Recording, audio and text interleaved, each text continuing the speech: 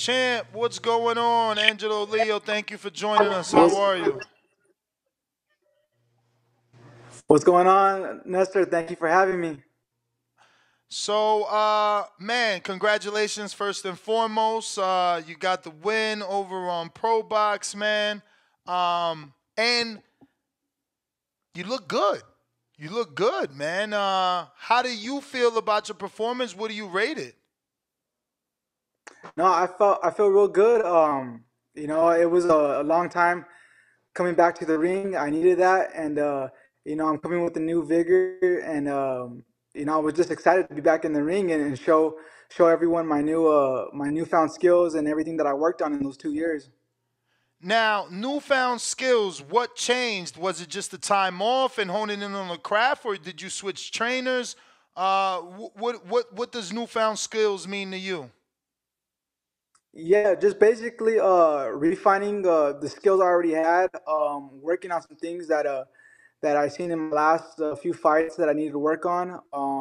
As far as my balance, as far as my punching power, my explosiveness, and all that. I also added a little bit more strength and conditioning to my training, as well as just a newfound vigor, newfound hunger. So, I hear that you had some offers on the table before deciding to take that pro box fight. And it looks like things worked out for you because you came up with the big win. You got a new strap. Mhm. So now whatever offers may or may not have came certainly have to change now because you're higher ranked. Do you Mhm. feel you made the correct decision? I believe so. I believe so. I think I had a talk with my team, talk with my dad, my other trainer from New Mexico. We all discussed this, and we thought pro box would be the right move. I feel like they're a little bit more independent. They would focus a little bit more on me as far as other promoters, whereas they have a lot of other fighters where they have to focus on. Probox is, it's a smaller company, and they would focus more time to me, and that's exactly what I needed, and it paid off. I think as when I last checked, I'm ranked number 13th by the WBA, and or ninth. My friend told me number nine the other day, so it paid off. I'm ranked top 10 in the world right now with the WBA, so it's looking bright for our future with Pro Box and all that. And now you're right back. You already have a date. How good does it feel to have a return date so quickly?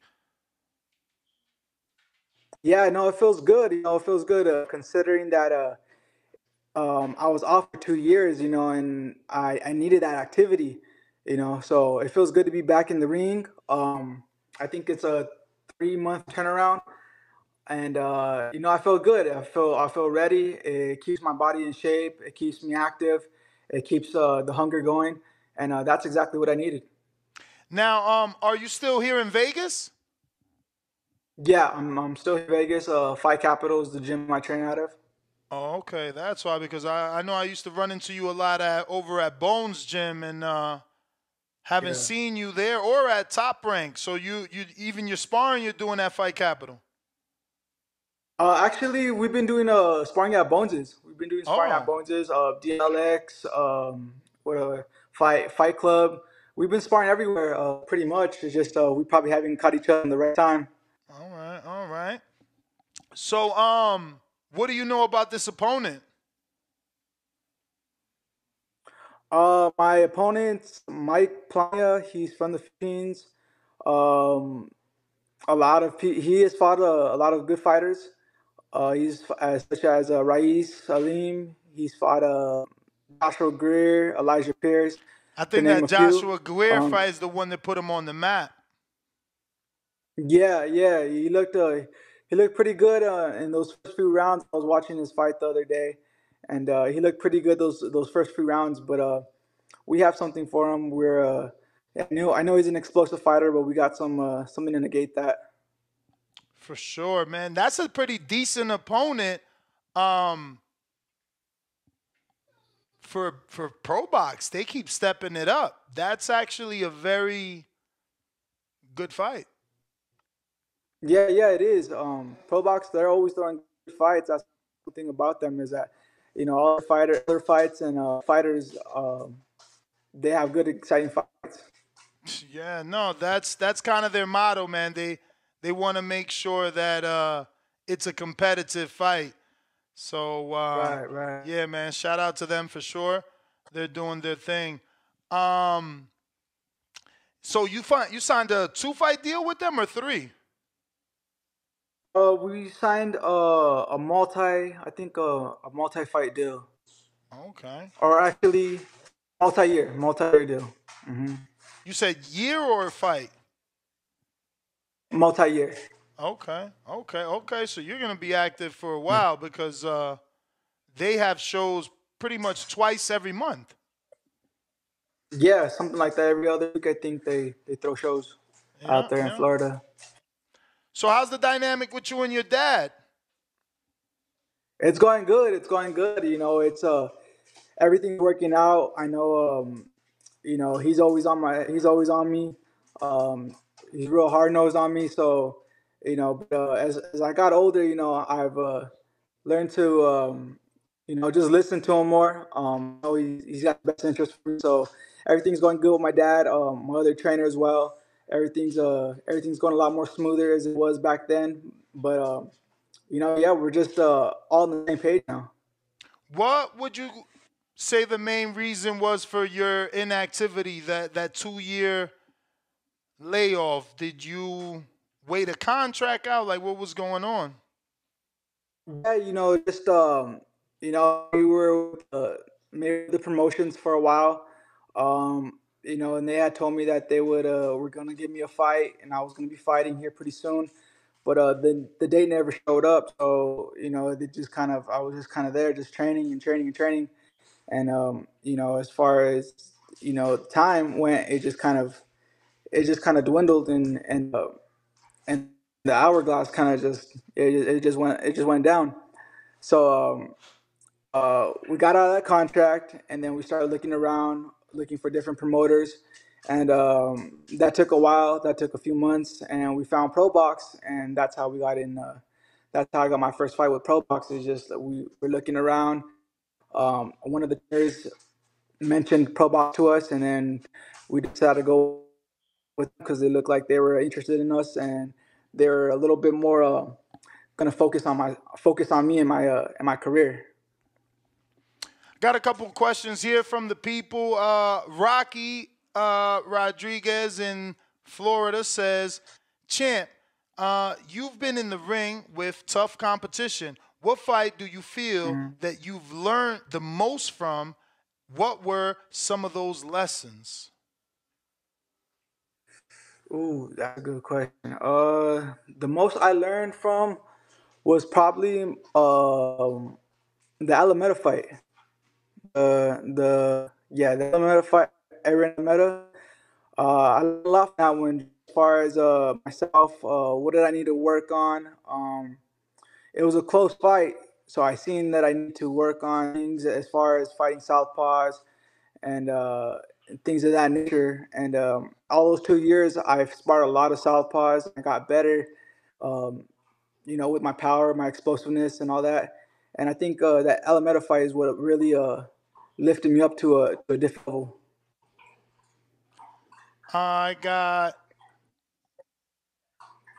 James Valdez in San Antonio, Texas. It says, as a competitor, how important is it to you to avenge your lone loss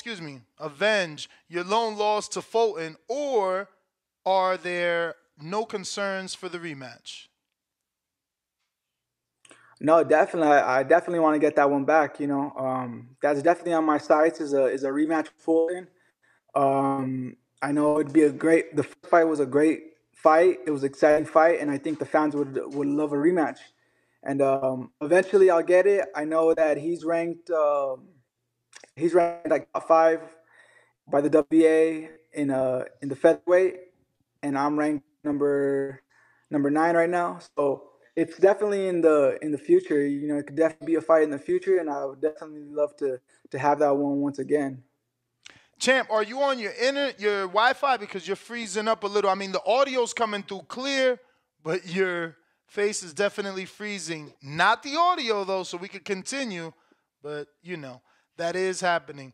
Yeah. Um, and I wanted to ask you, did you know that Fulton has said on his Twitter that he's skipping 26? He's going straight to 30.